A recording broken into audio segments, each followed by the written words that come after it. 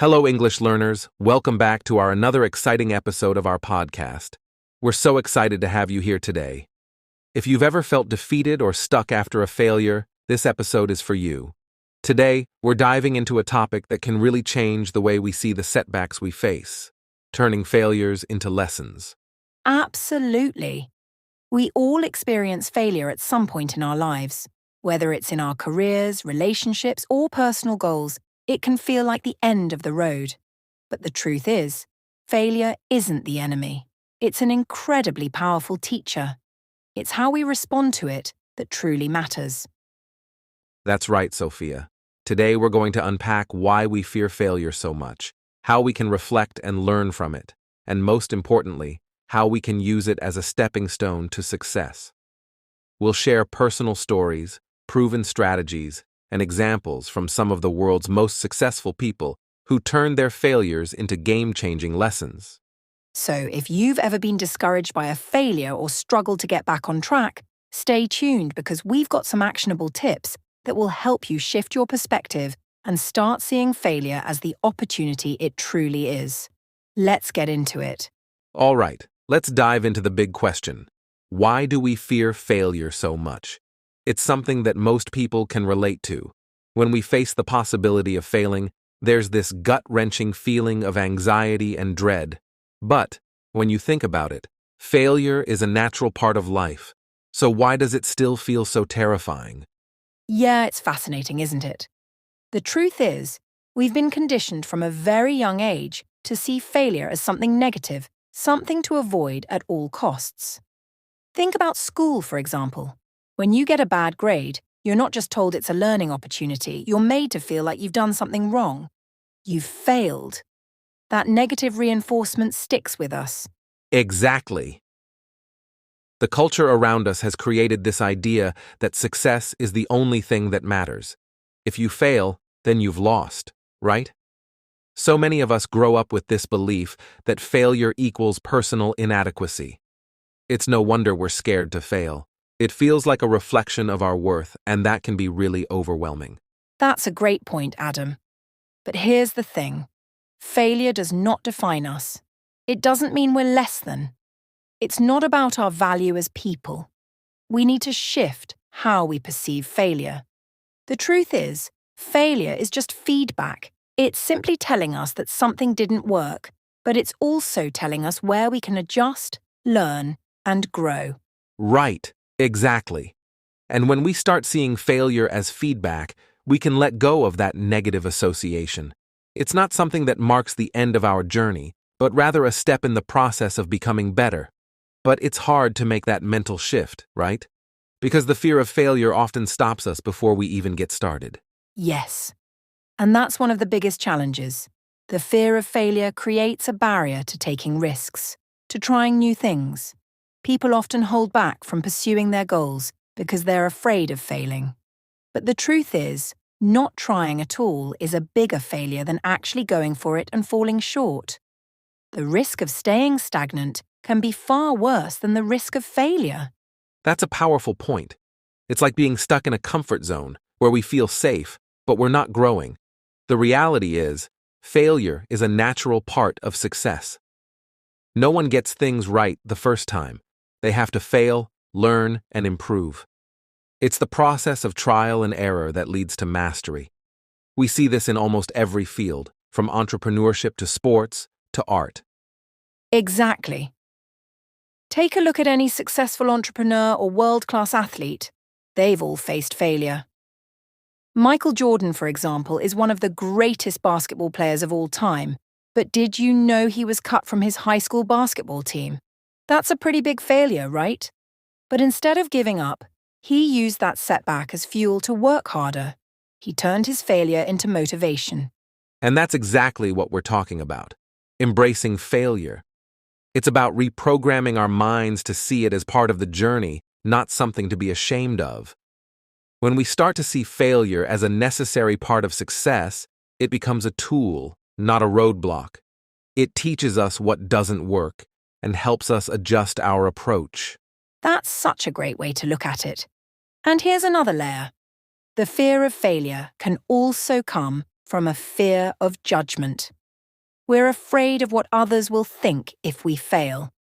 Society often views failure as a public embarrassment, and that social pressure can make it even harder to take risks. We fear the shame of failing in front of others. Yeah, that's true. There's this pressure to always appear successful and together in front of others. But you know what? People who are successful today, they've all faced failures too. The difference is they didn't let fear stop them. They didn't let the fear of judgment hold them back. Right. And this is where we can really start to shift our thinking. What if we treated failure like a badge of honor instead of something to hide? What if we celebrated the lessons we learned through failure rather than feeling ashamed of them? Exactly. Imagine how much easier it would be to try new things, experiment, and innovate if we weren't afraid of failing. The key is embracing the process of learning rather than focusing solely on the outcome. It's the growth that comes from failure that really matters. That's such an important point. And let's be clear, failing doesn't mean you're not good enough. It means you're pushing yourself to do something new, to reach for something bigger.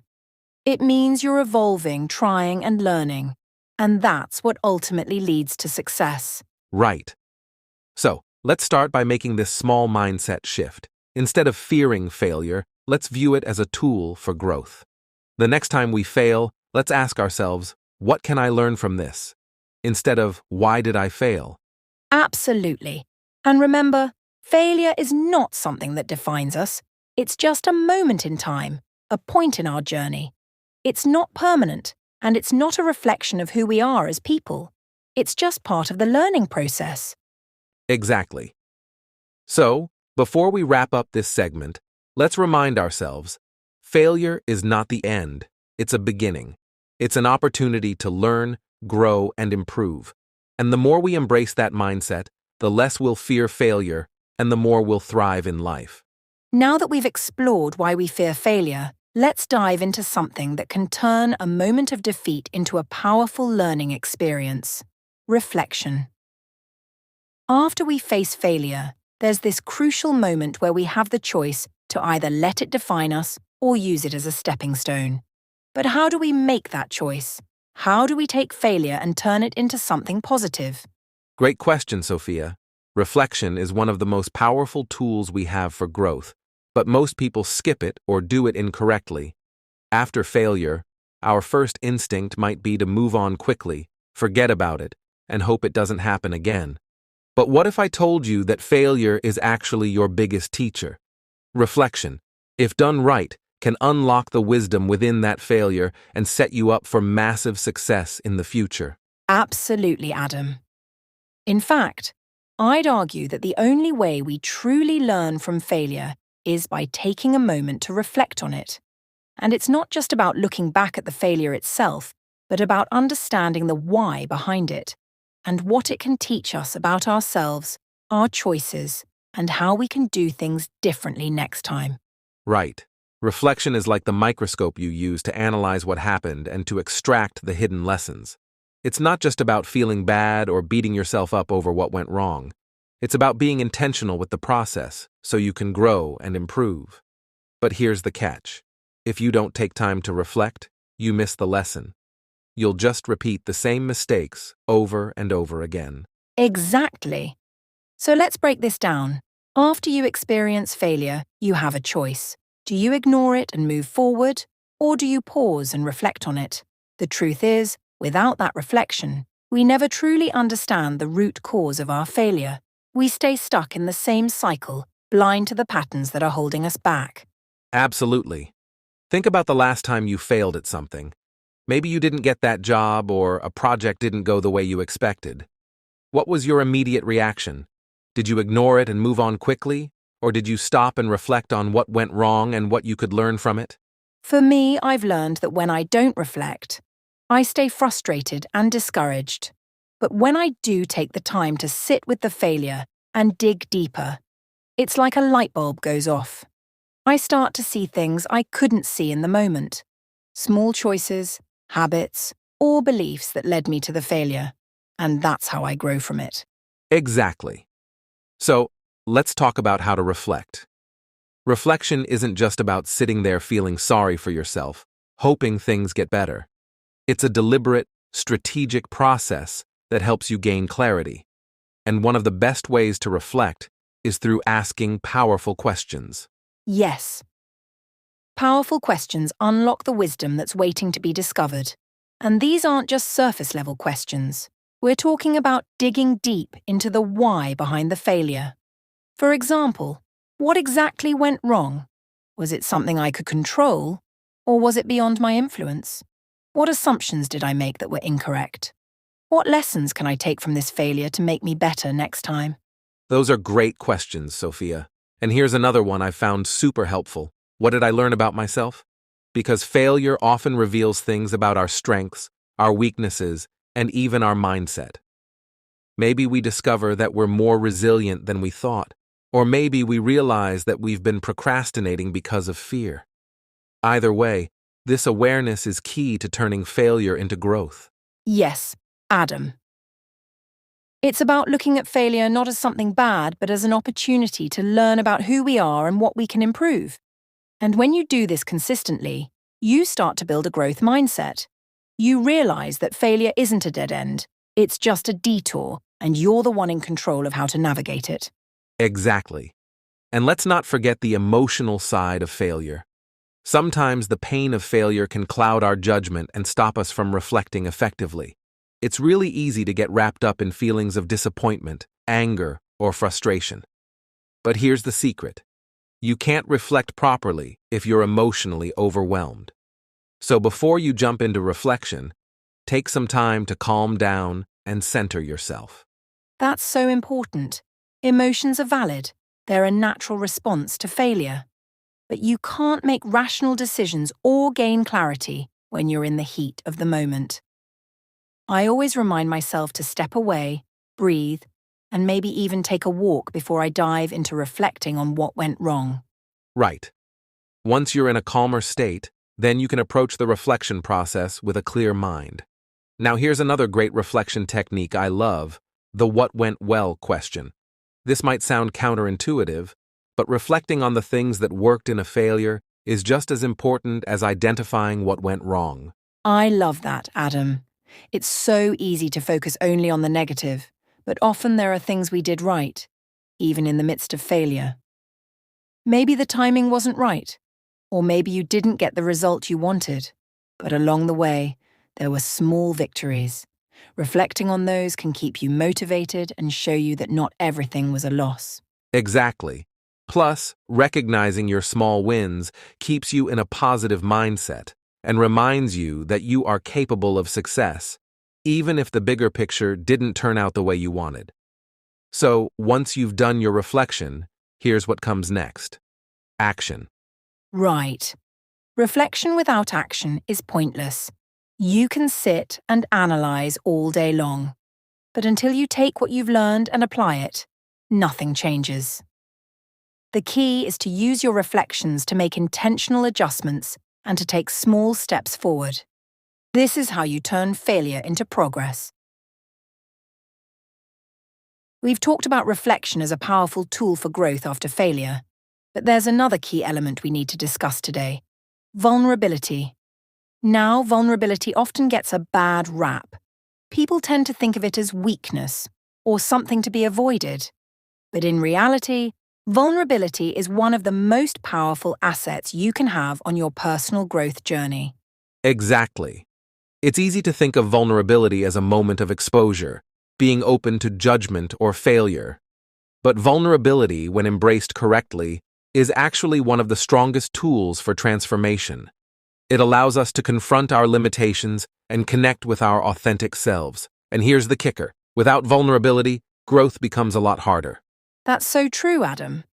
Vulnerability is about showing up authentically, even when we feel uncertain, imperfect, or exposed.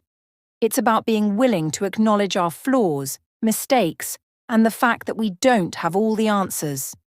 And here's the paradox: the more vulnerable we are, the stronger we become.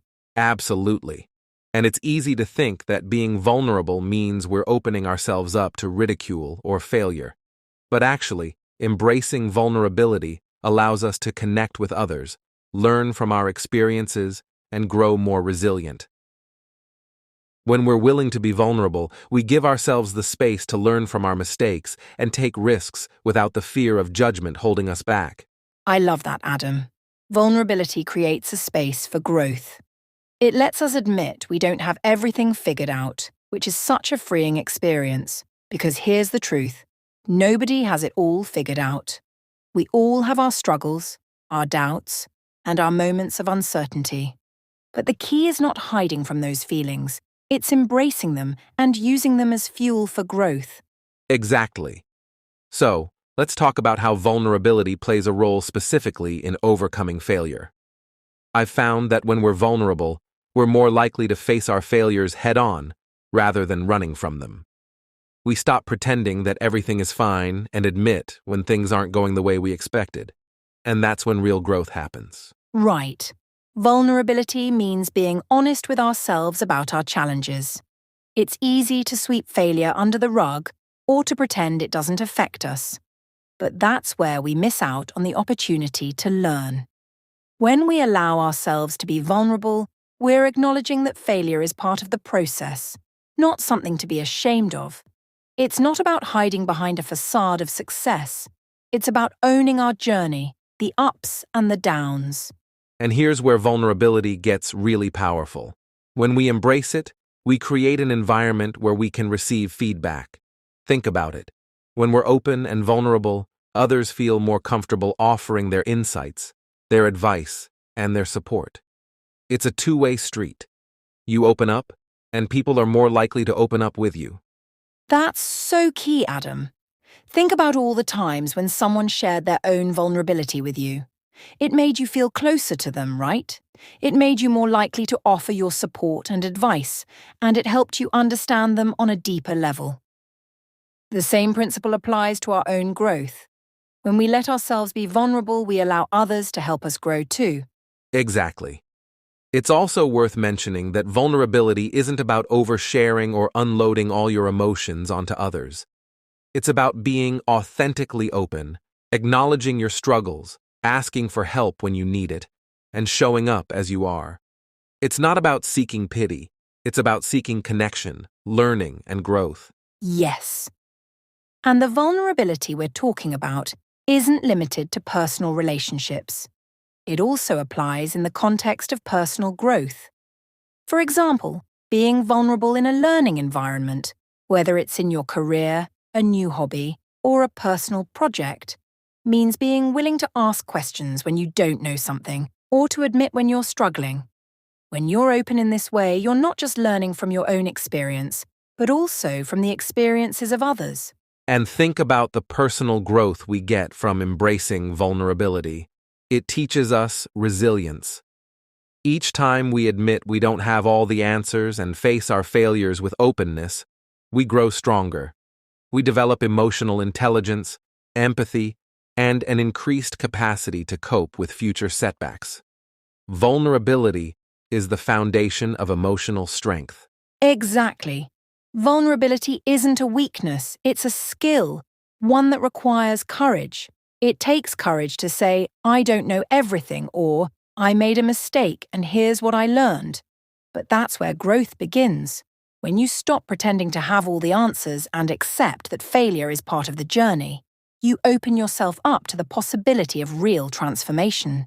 So, let's put this into perspective with an example. Let's say you failed at something big, a business venture, a career change, or even a relationship. The first instinct might be to avoid talking about it, to pretend you're okay and move on like it didn't happen. But if you do that, you're denying yourself the opportunity to learn and grow. Instead, being vulnerable means sitting with that failure, understanding it, and opening up to others about it. Exactly. And when we're vulnerable, we actually open the door to new opportunities. Let's say you share your experience with a mentor or a trusted friend. They might offer insights or advice that you would have never considered if you hadn't opened up about your failure. Vulnerability makes it possible for others to see you, to support you, and to help you grow. And most importantly, it helps you see yourself in a new light. So, vulnerability isn't just about how others perceive you, it's also about how you perceive yourself. When you embrace vulnerability, you start to see that failure is not a reflection of your worth. It's just a part of the journey. Vulnerability allows you to move past the fear of judgment and into a space of growth. Right. Vulnerability gives us the freedom to be imperfect. And imperfection is where growth happens.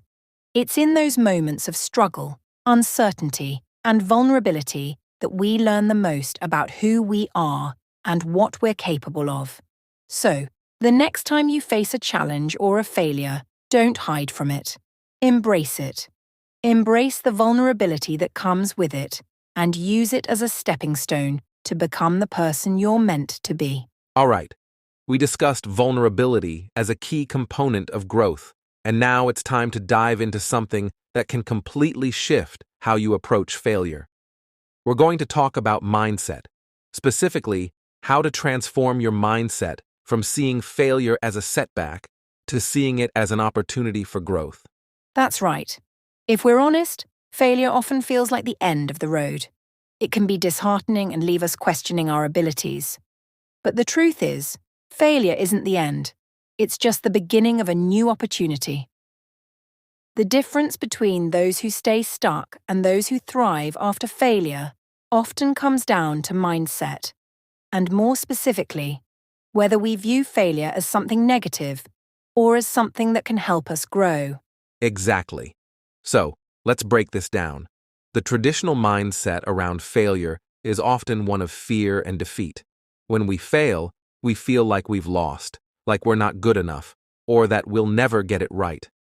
This fixed mindset leads to giving up or avoiding risks altogether. But here's the game changer. What if we could shift that thinking? What if we could transform failure into an opportunity? It's all about reframing the way we view failure. Instead of seeing it as something to be feared or ashamed of, we can choose to see it as a valuable learning experience, a growth opportunity. And that, my friends, is the difference between a fixed mindset and a growth mindset. A growth mindset is the belief that our abilities, intelligence, and potential are not fixed traits. They can evolve and improve over time through effort, learning, and experience. So, when we experience failure, we don't see it as evidence of our inability. Instead, we see it as part of the process of learning and improving. The question isn't, why did I fail, but what can I learn from this? That's such a powerful shift, Adam. When we view failure through the lens of a growth mindset, failure becomes a stepping stone, not a stumbling block. It's no longer a reflection of our worth or intelligence. It's just a natural part of the journey towards success, but it requires awareness to recognize that failure is an opportunity rather than a setback. Right. Let me give you an example. Think about Thomas Edison and his journey to invent the light bulb. He didn't see his hundreds of failures as a reason to quit. Instead, he said, "I have not failed. I've just found 10,000 ways that won't work." That's the mindset shift we're talking about. Every time he failed, he learned something valuable that brought him closer to success. That's such an inspiring example, Adam. And when we adopt that mindset, we stop taking failure personally. It's no longer a sign that we're not good enough. It's just part of the process. And here's the key. When you start seeing failure as a lesson, you're more likely to take risks and try new things because you know that even if you fail, you'll still come out of it better than you were before. Exactly. And let's be real, nobody achieves greatness without facing setbacks. Failure is not only inevitable, it's necessary for growth. But it's not just about accepting failure, it's about actively choosing to learn from it. Here's the challenge. Every time you face failure, ask yourself, what is this teaching me? That's a great challenge, Adam. By shifting your mindset to one of opportunity, you're putting yourself in a position to learn and grow no matter what happens. This means that when you fail, you don't dwell on the mistake, you focus on the lesson. And those lessons, when applied, can change everything. Right. And this idea of transforming failure into opportunity isn't just about big failures. It works on smaller, everyday failures as well. Maybe you didn't perform as well as you wanted in a meeting, or maybe you didn't reach your goals for the day. Instead of beating yourself up about it, take a moment to reflect. What's the lesson here? Maybe you need to manage your time better or ask for more support from your team. It's those small changes that build up over time. Exactly. And this mindset transformation doesn't just happen overnight. It's a practice. Every time you face failure, you get better at reframing it. It becomes a habit. And as you continue to practice this mindset, you start to see failures as stepping stones, not roadblocks. You begin to anticipate growth rather than dread setbacks. Absolutely. And another thing to consider is the power of self-talk during failure. The way you speak to yourself in the face of failure plays a huge role in your mindset. Instead of saying, "I'm a failure," try saying, "This didn't work out, but I'm going to figure out how to make it work next time." Positive self-talk encourages a growth mindset, while negative self-talk keeps you stuck. Yes, Adam. The words we use matter. They shape our reality. When we change our language to reflect a growth mindset, we are conditioning ourselves to see failure as temporary, manageable, and even necessary for success. And I think it's also important to surround yourself with people who support this mindset. If you're constantly around people who see failure as something to avoid at all costs, it's harder to adopt a growth mindset yourself. That's a great point, Sophia. The people you surround yourself with play a huge role in how you approach failure. If you're around people who embrace growth, who see failure as part of the journey, then it's easier to adopt that mindset. And that's why it's so important to build a network of people who encourage you to fail forward, not people who make you feel like you need to be perfect. Exactly. Now, let's talk about some practical strategies for transforming your mindset. One approach I love is the idea of creating a failure resume. Instead of focusing on all the things you've succeeded at, list the times you've failed, along with the lessons you've learned from those failures. This helps you see just how much growth has come from those setbacks. That's a great exercise.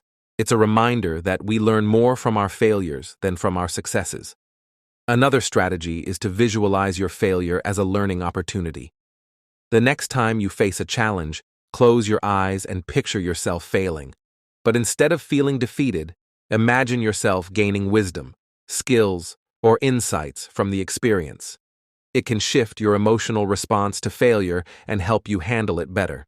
Yes, visualization is a powerful tool. And finally, I would encourage everyone to set small, manageable goals after failure. This helps you build momentum and shift your focus from what went wrong to what you can do next.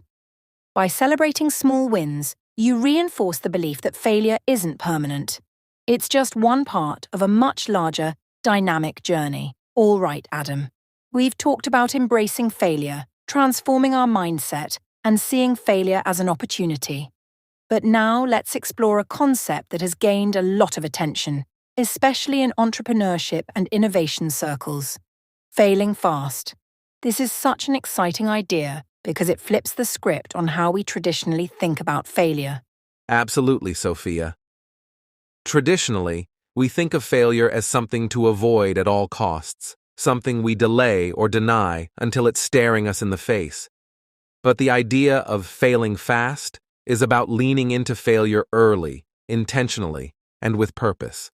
It's about taking action, testing ideas, and learning quickly so you can pivot, improve, and ultimately succeed faster. Exactly. Failing fast is rooted in the belief that the sooner you identify what doesn't work, the sooner you can find what does.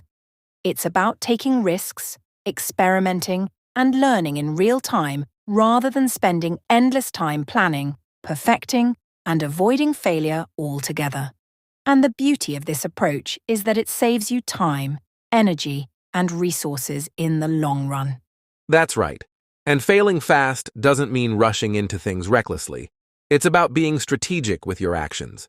You identify the most important assumptions or risks in your plan, test them quickly, and then use that feedback to adapt. Think of it as rapid prototyping for your life, whether it's a business idea, a career move, or even a personal goal. Adam, I love that you mentioned rapid prototyping. because this concept has its roots in the tech and startup worlds. Companies like Amazon, Google, and Tesla are known for their willingness to experiment and fail fast. Instead of spending years perfecting a product, they release a minimum viable version, gather feedback, and iterate. It's a process of continuous learning and improvement, and this principle applies not just to business, but to life as well. Exactly. And one of the key advantages of failing fast is that it allows you to minimize the cost of failure. When you test your ideas or actions early, you're failing on a smaller scale, which makes it easier to recover, regroup, and try again. Compare that to spending months or years perfecting something, only to have it flop. The stakes are so much higher when you delay failure. That's such a good point. When we fail fast, we're also giving ourselves the opportunity to adapt quickly. The world is constantly changing, and so are the challenges we face. Failing fast allows us to stay agile, to pivot when needed, and to keep moving forward without getting stuck in perfectionism or fear of the unknown. Exactly. And failing fast doesn't just teach you what doesn't work, it teaches you what does work. Every failure is packed with valuable information. For example, let's say you're trying to start a business. You test out an idea, and it doesn't resonate with your audience. That failure is a signal. It tells you what people don't want, which gets you closer to figuring out what they do want. And that's why failing fast is such a powerful approach. It's not about failing for the sake of failing. It's about failing with intention. You're taking calculated risks, learning as much as you can, and using that knowledge to grow.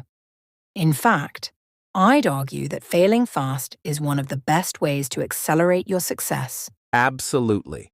And let's bring this idea down to a personal level. Say you're trying to learn a new skill, like public speaking. If you wait until you're perfect to step onto the stage, you might never get started. But if you dive in, make mistakes, and learn from them early on, you'll improve much faster than if you spent years practicing in the shadows without real-world feedback. That's such a great example, Adam. The same applies to relationships, careers, or even fitness goals. When you fail fast, you're putting yourself out there, experimenting, and learning what works for you. It's an iterative process, and every failure brings you closer to success. But here's the catch. You have to be willing to let go of your ego. Failing fast requires humility. Yes. You need to be comfortable with being uncomfortable. Failing fast means you're stepping out of your comfort zone, admitting that you don't have all the answers, and being open to feedback.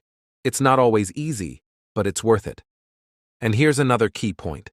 Failing fast only works if you reflect and act on the lessons. If you're not learning, you're not truly failing fast. Exactly. Reflection is critical. Every time you fail fast, ask yourself, what went wrong? What could I have done differently? What did I learn from this experience? And then take that knowledge and apply it to your next attempt. It's a cycle of action, reflection, and growth. Let's not forget that failing fast also helps build resilience. When you fail repeatedly and quickly, you become less afraid of failure over time. It becomes a normal part of the process, and you learn to bounce back faster and stronger with each attempt. That resilience is a superpower in both personal and professional life. That's so true, Adam. Resilience is the byproduct of failing fast. And for our listeners, here's a practical takeaway. Think of one goal or project you've been holding off on because you're afraid of failing. Instead of waiting for the perfect moment, ask yourself, what's the smallest, fastest step I can take to test this idea or goal? Take that step and be willing to learn from whatever happens. We've talked about failing fast and how it can propel us forward. But let's be honest, failure doesn't just challenge us logically, it hits us emotionally too. That's what we're exploring in this segment, handling emotional setbacks. Because no matter how much we try to rationalize failure, the emotional weight can often feel overwhelming. That's so true, Adam. When we fail, it's natural to feel emotions like disappointment, frustration, guilt, or even shame. These feelings can sometimes linger and make it difficult to move forward. But here's the thing. Emotional setbacks are part of the process. It's how we choose to handle them that makes the difference between getting stuck and growing stronger. Exactly, Sophia. And the first step in handling emotional setbacks is to acknowledge and validate your feelings. Too often, we try to suppress our emotions or pretend they don't exist, thinking that's the way to be strong. But the truth is, strength comes from facing your emotions head on. It's okay to feel sad, angry, or discouraged after a failure. It's a natural human response. That's such an important point, Adam. Acknowledging your emotions doesn't mean wallowing in them. It means giving yourself the space to feel. For example, if you've worked hard on a project and it doesn't pan out, it's okay to say, "I'm disappointed," and that's valid. It's about recognizing that your emotions are a part of the healing process. Exactly. And once you've acknowledged your emotions, the next step is to reframe your perspective. Instead of seeing emotional setbacks as a sign of weakness, view them as a sign that you care deeply about something. The fact that you're feeling these emotions means that you're invested, and that's a strength in itself. Absolutely. And another way to reframe is to ask yourself, what is this emotion trying to teach me? For example, if you're feeling frustrated after a failure, it might be pointing to areas where you need to grow or skills you need to develop. If you're feeling regret, it might be a sign to approach a situation differently next time. Every emotion carries a lesson if we're willing to listen. That's such great advice, Sophia. And I think it's also important to remember that emotional setbacks don't define us. Failure can often trigger feelings of self-doubt or a fear of being judged, but we have to remind ourselves that one failure doesn't define our worth or capabilities. It's just one moment in a much larger journey. Exactly, Adam. And when we're in the midst of an emotional setback, it's crucial to lean on our support systems. Whether it's friends, family, mentors, or even a therapist, having people you trust to share your feelings with can make all the difference. Sometimes just talking things through helps you process and move forward. That's such a key point, Sophia. Sharing your feelings can help you gain perspective and remind you that you're not alone. And here's another tip. Practice self-compassion. We're often our harshest critics, especially after a failure. But imagine if you spoke to yourself the way you'd speak to a close friend. Would you be as hard on them as you are on yourself? Probably not, right? Self-compassion is so important. It's about treating yourself with kindness, especially during tough times. Instead of saying, "I failed, so I'm not good enough," try saying, "I failed, and that's okay. I'm learning, and I'll do better next time." It's a simple shift, but it can change how you experience setbacks. Exactly. And another way to handle emotional setbacks is to focus on what you can control. Failure often brings feelings of helplessness, but there are always aspects of the situation you can influence. For instance, you can't change the past, but you can control how you respond to it. Shifting your focus to actionable steps helps you regain a sense of power and direction. That's such a great point, Adam. And sometimes, handling emotional setbacks means taking a step back and practicing self-care. This could mean taking a walk, journaling, meditating, or even just getting a good night's sleep. Taking care of your physical and mental health gives you the strength to process your emotions and bounce back. Absolutely, Sophia. And let's not underestimate the power of time. Emotional setbacks often feel intense in the moment, but as time passes, the emotions tend to soften. Giving yourself permission to take a break and come back to the situation with fresh eyes can make a world of difference. Yes? And here's another strategy. Celebrate small wins, even in the midst of setbacks. Maybe you didn't achieve your ultimate goal, but what did you do right along the way? What progress did you make? Shifting your focus to the positives, no matter how small, can help you regain confidence and motivation. Such a great reminder, Sophia. To sum it up, handling emotional setbacks isn't about avoiding emotions or pushing through without care. It's about embracing your feelings, reframing your perspective, and taking small, intentional steps forward. Failure might knock us down, but it doesn't have to keep us there. Exactly, Adam. And remember, emotional setbacks are temporary. With the right tools and mindset, we can not only recover, but come back stronger than ever. All right, listeners. In the journey of growth and learning from failure, there's one resource that can make a world of difference: mentors.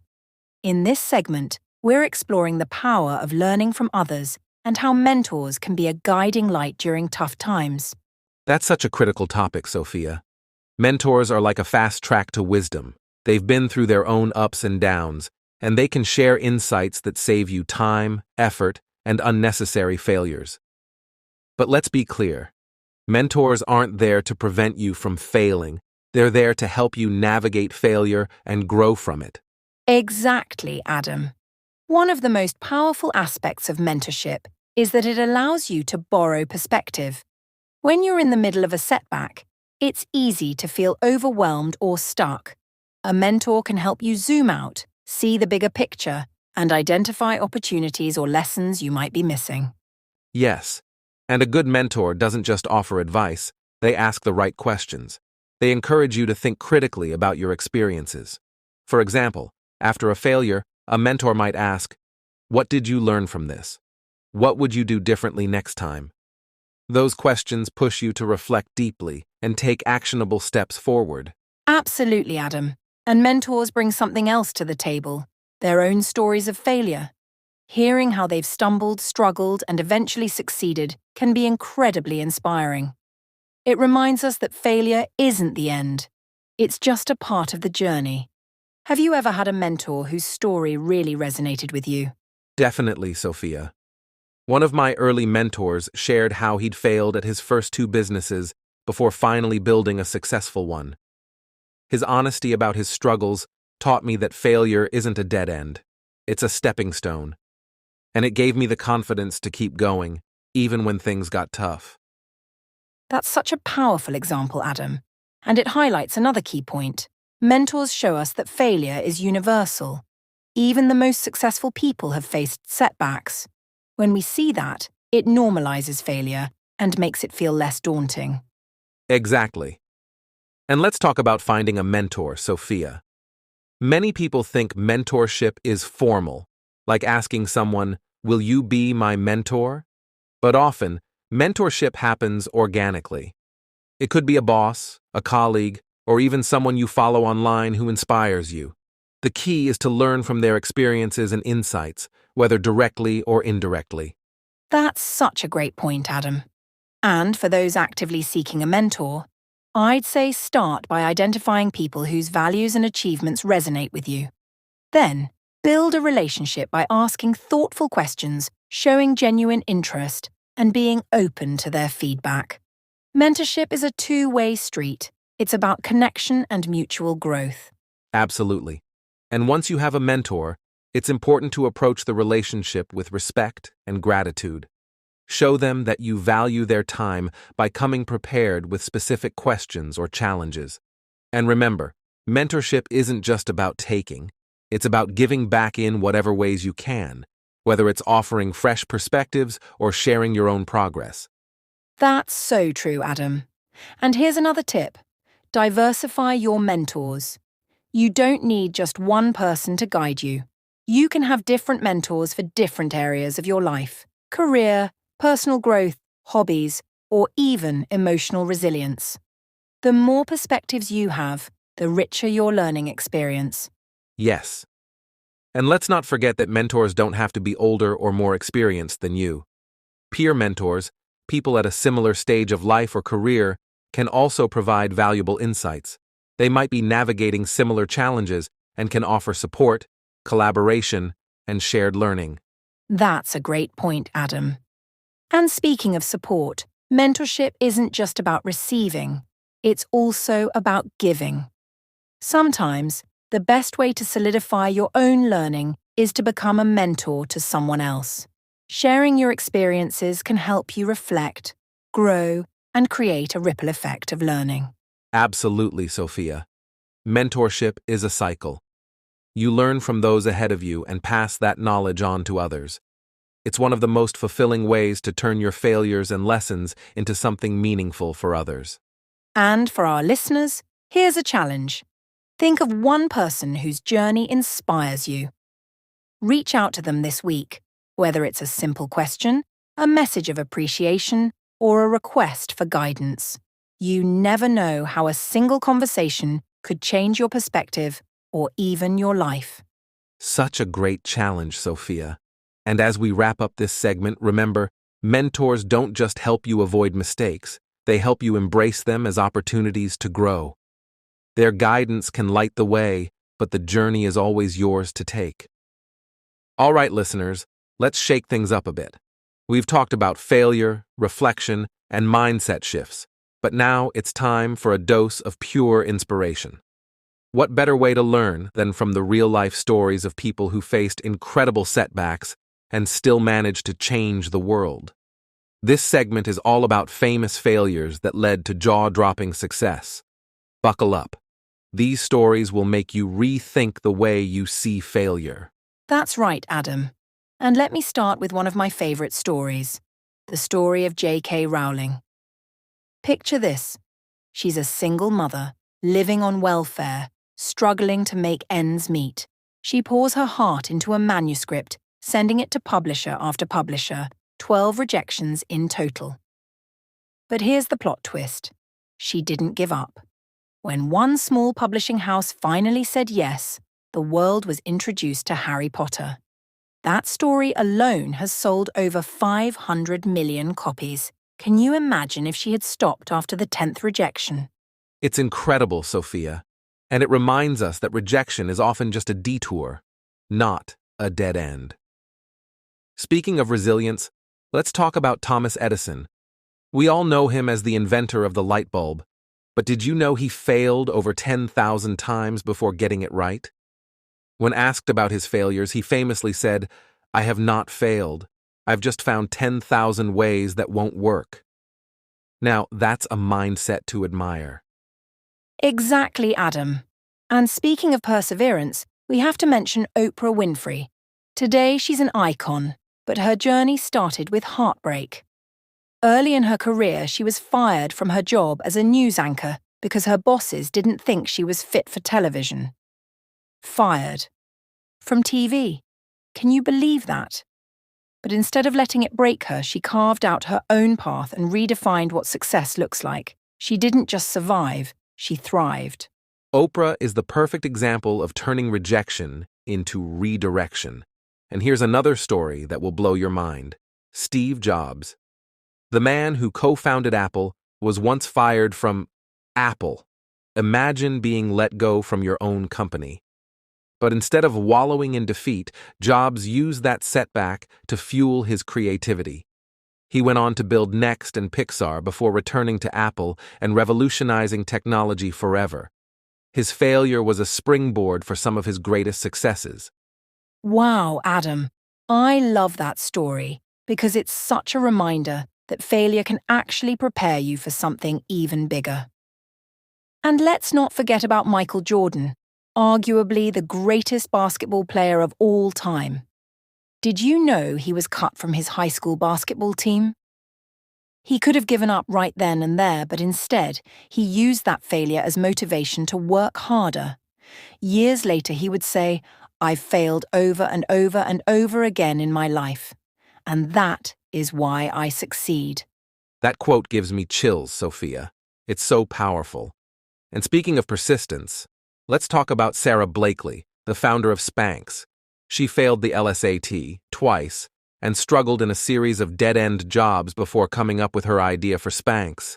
But even then, she faced rejection after rejection when pitching her product to manufacturers. Her determination paid off, though.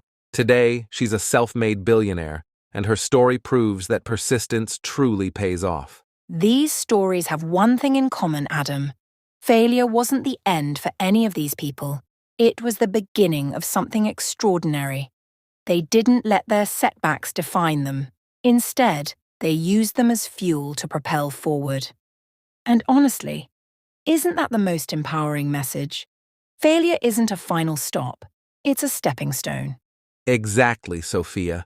And what's so striking is that these stories aren't just about success. They're about courage, grit, and resilience. They remind us that every failure carries a lesson, and every setback is an opportunity to try again. If Thomas Edison, Oprah Winfrey, Steve Jobs, Michael Jordan, J.K. Rowling, and Sarah Blakely can rise from their failures, why can't we? Absolutely, Adam. And for our listeners, here's the challenge. Think about a recent failure you've faced. What's one lesson you can take from it? How can you use it to push forward, just like these incredible people did? Remember, failure doesn't mean the story's over. It means you're still writing the next chapter.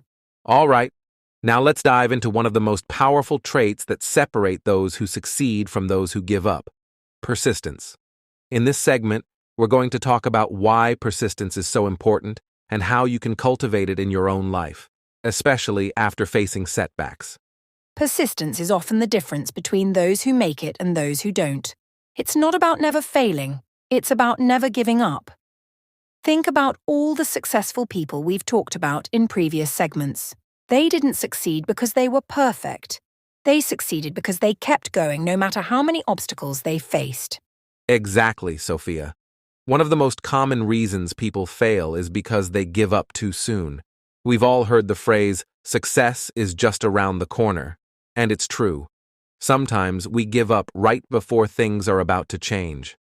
Persistence means pushing through those tough moments, trusting that the next step will lead you closer to your goal. Let's put this into perspective with a few examples. Walt Disney. He was told he lacked creativity and his early businesses failed miserably. But despite all of the setbacks, Disney never stopped pursuing his dreams. And today, he's the founder of one of the largest entertainment empires in the world. And that's the key, Sophia. Persistence doesn't guarantee success right away. Sometimes it takes years, decades even. But the consistent effort, the refusal to give up, adds up over time. Colonel Sanders tried and failed to sell his fried chicken recipe over 1,000 times before finding a restaurant that was willing to buy it. That persistence led to the creation of KFC, one of the most successful fast food chains in the world. These stories are incredible because they remind us that success is rarely instant. It's a series of failures, lessons, and most importantly, the determination to keep moving forward. Persistence means showing up day after day, even when things aren't going your way. Absolutely. And this brings us to something really important: the difference between being persistent and being stubborn. Persistence is about adapting, learning from mistakes, and constantly improving. Stubbornness, on the other hand, is doing the same thing over and over again and expecting different results. Persistence involves growth, while stubbornness often leads to burnout. That's such a key distinction, Adam. And here's the thing. Persistence isn't just about working harder. It's about working smarter too. When you face setbacks, take a step back and ask yourself, what can I do differently? Sometimes persistence means changing your approach, not your goal. Exactly. And sometimes persistence also involves seeking help, asking for feedback, and staying open to new ideas. It's about recognizing that the path to success is not always linear. It may involve detours, but as long as you keep moving forward, you're on the right track. Another point I'd like to emphasize is that persistence isn't about being perfect. It's about being resilient and maintaining focus. Every step, even the small ones, brings you closer to your goal. So, don't be discouraged by the challenges. See them as part of the process. Well said, Sophia. And here's the challenge for our listeners. Think about one area of your life where you've been struggling or feeling stuck. Now, how can you show more persistence in that area? What's one small, consistent action you can take to move forward, no matter how challenging it may seem? Great challenge, Adam. And remember, persistence is a muscle. The more you practice it, the stronger it gets. Keep showing up, keep pushing through, and keep believing in your ability to make progress. Thanks for joining us today. We hope you've gained some valuable insights on the power of persistence and how it can be your secret weapon in overcoming failure and achieving success. If you enjoyed today's episode, be sure to hit that like button, share it with someone who needs a little boost, and subscribe so you don't miss any of our upcoming episodes. We've got more to come on how to turn setbacks into comebacks, and we're excited to continue this journey with you. Remember, every challenge you face is an opportunity to grow. Keep persisting, stay resilient, and trust the process. We'll see you next time. Keep striving, keep thriving, and never stop believing in yourself. See you soon, everyone. Keep pushing forward, and as always, keep turning your failures into lessons. Take care. Thank you.